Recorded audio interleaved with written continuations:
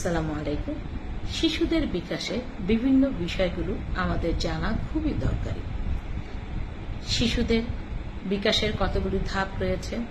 0 থেকে 6 মাস, 6 থেকে 12 মাস, 1 বছর থেকে 1.5 বছর, 18 মাস থেকে 24 মাস, এরকম 6 মাস অন্তর অন্তর তাদের বিভিন্ন ধরনের বিকাশজনিত ধাপগুলো যদি আমরা জেনে থাকি, তাহলে আমার বাচ্চার বিকাশ সঠিকভাবে হচ্ছে কিনা সে বিষয়ে আমরা সচেতন থাকব, বুঝতে পারব।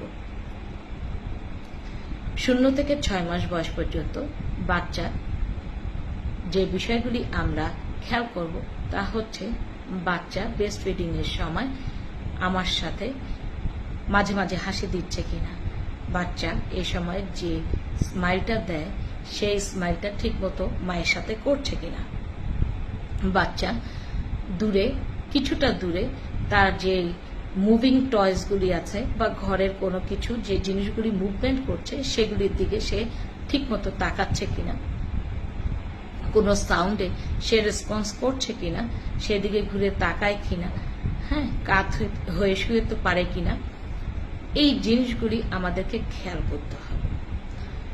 আবার আমাদেরকে যেটা দেখতে হবে সেটা হচ্ছে যে বাচ্চা তার চাহিদা পূরণের জন্য কিভাবে আমার সাথে কমিউনিকেট করছে বা যোগাযোগ করছে। আমরা সবাই জানি বাচ্চারা কান্নার মাধ্যমে তাদের ক্ষুধার বিষয়টি আমাদেরকে জানায়। এই কান্না কিসের জন্য কাঁদতেছে, শুধু কি ক্ষুধা নাকি তার কোনো শারীরিক কষ্ট আছে, সে বিষয়ে আমাদেরকে সচেতন হতে হবে।